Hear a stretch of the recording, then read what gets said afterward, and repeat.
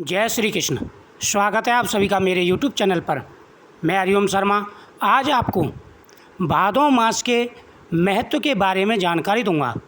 भादों मास में दान का क्या महत्व होता है, भगवान की पूजा का क्या महत्व होता है, कथा का क्या महत्व होता है, ये संपूर्ण जानकारी आपको इस वीडियो के माध्यम से प्राप्त होगी। किस किस चीज़ का दान करना चाहिए, भगवान को क्या अर्पण करना चाहिए जिससे हमारी हर मनोकामना पूरी हो।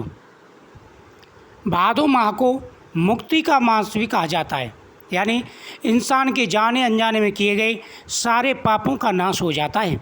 भादों के महीनों को मुक्ति का मास कहा जाता है, पुण्य का मास इसको कहा जाता है। यह माह भगवान श्री कृष्ण का प्रिय मास है। यह महीना भगवान श्री कृष्ण का प्रिय महीना है। जिस प्रकार से श्रावण मास भगवान शिव का प्रिय महीना है, उसी प्रकार से भादों का महीना भगवान श्री कृष्ण का प्रिय महीना है। इस माह भगवान श्री कृष्ण और भगवान श्री गणेश की पूजा की जाती है। भादों के महीने में भगवान श्री कृष्ण और भगवान गणेश जी की विधि विधान से पूजा की जाती है, क्योंकि इसी महीने में विघ्नहर्ता गणपति जी का जन्मोत्सव मनाया जाता है और इसी महीने में भगवान श्री कृष्ण का जन्मोत्सव यानी कृष्ण जन्माष्टमी पड़ती है। इसलिए इस महीने का महत्व कई गुना बढ़ जाता है। भादों माह को भगवान श्री हरि के पूजन के लिए बेहद ही शुभ माना जाता है। भादों माह विशेष ही पुण्यकारक महीना है।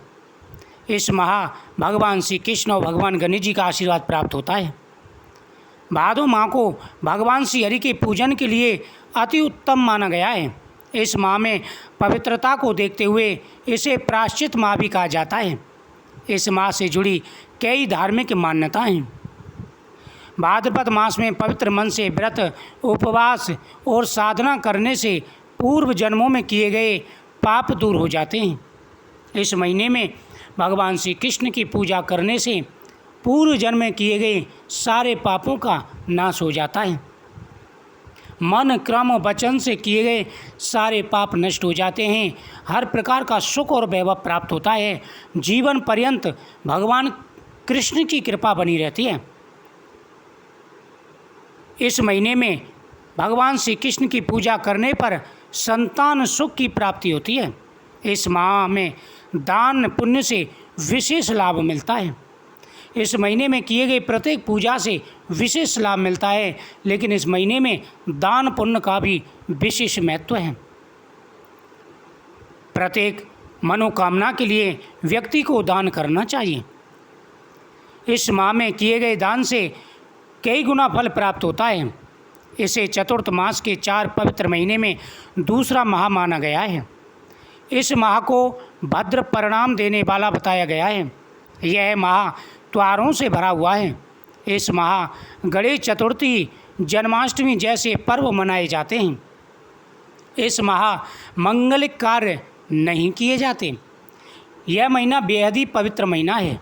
इस महीने में भगवान कृष्ण और गणेश जी की पूजा करने से हमारे सारे विघ्न दूर हो जाते हैं। लेकिन इस महीने में विशेष रूप से ध्यान रखें, शुभ कर्म नहीं किए जाते, क्योंकि देव सोए हुए होते हैं। इस महीने में भगवान की पूजा का महत्व होता है, दान पुण्य का महत्व होता है, सहयोग का महत्व होता है। आप गरीबों का सहयोग करें, दान पुण्य करें, भगवान की पूजा पाठ करें, अनुष्ठान करें, इसका विशेष महत्व होता है। इस माह पलंग पर सोना और 2 समय के भोजन से बचना चाहिए। इस महीने में जितना संभव हो सके खाट या पलंग पर नहीं सोना चाहिए, या तो ज़मीन पर सोएं या तख्त पर सोएं। साथ ही इस महीने में 2 समय भोजन से भी बचना चाहिए। संभव हो सके तो 1 समय भोजन करें। इस माह में जितना संभव हो सके उतना भादों मास में सात्विक भोजन ग्रहण करना चाहिए। इस माह में विशेष रूप से ध्यान रखना चाहिए, भगवान के मंत्रों का जाप करें और इस महीने में सात्विक भोजन करना चाहिए। इस माह में भादों के महीने में शहद, दही, भात, मूली और बैंगन खाना वर्जित माना जाता है। इस महीने में इन 4 चीज़ों को नहीं खाना चाहिए। दही, शहद, भात, मूली, बैंगन। जितना संभव हो सके इन चीज़ों को छोड़ देना चाहिए, और जहाँ तक संभव हो सके तो बैंगन को तो बिल्कुल ही छोड़ देना चाहिए। बैंगन, दही, भात इनको छोड़ देना चाहिए। इस माह कृष्ण पक्ष की तृतीया को विशेष योग बनते हैं। भाद्रपद मास के कृष्ण पक्ष की अष्टमी को कृष्ण जन्माष्टमी का पर्व मनाया जाता है। इस दिन भगवान श्री कृष्ण का जन्म उत्सव मनाया जाता है। यह दिन बहुत ही बड़ा दिन होता है। इस दिन ठीक रात 12 बजे भगवान कृष्ण का जन्म हुआ था। रात 12 बजे भगवान श्री कृष्ण को पंचामृत से स्नान कराना चाहिए। ओम नमो भगवते वासुदेवाय नमः, ओम नमो नारायणाय नमः आदि मंत्रों का जाप करते हुए भगवान से निवेदन करें कि हे गोविंद, आप हमारे अर्घ्य को स्वीकार करें।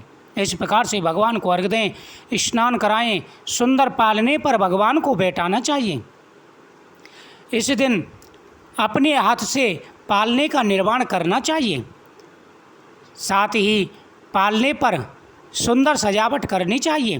पुष्पों से पालने को सजाएं। उस पालने पर तुलसी पत्र भी रखें। उस पालने पर वैजंती और तुलसी की माला भी रखनी चाहिए। पालने को अच्छी तरह से सजाना चाहिए। फिर उसके बाद में रात 12 बजे भगवान श्री कृष्ण को स्नान कराने के बाद में इसी पालने पर बैठाना चाहिए। कृष्ण जन्माष्टमी से लेकर के कृष्ण छठी तक भगवान इसी पालने पर रहते हैं।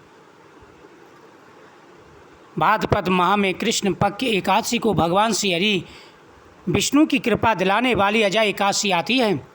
भाद्रपद मास में शुक्ल पक्ष की तृतीया को विशेष योग बनते हैं। इस दिन माता पार्वती की विशेष रूप से पूजा की जाती है। कृष्ण जन्माष्टमी से लेकर के जो व्यक्ति पूरे महीने भगवान श्री कृष्ण की आराधना करते हैं, उनकी पूजा करते हैं, उनके प्रत्येक कार्य बन जाते हैं।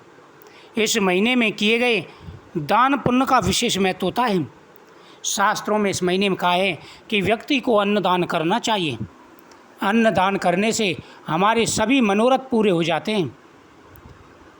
जल दान करना चाहिए, वस्त्र दान करना चाहिए, इससे सभी मनोरथ पूरे हो जाते हैं।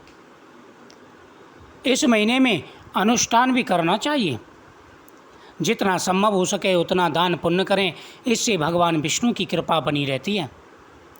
भादो मास के महीने में प्रतिदिन भगवान की कथाओं का श्रवण करना चाहिए। इससे मन पवित्र होता है, शुद्ध होता है और जाने अनजाने में किए गए सारे पापों का नाश हो जाता है। जीवन में आ रहे सारे कष्ट दूर हो जाते हैं।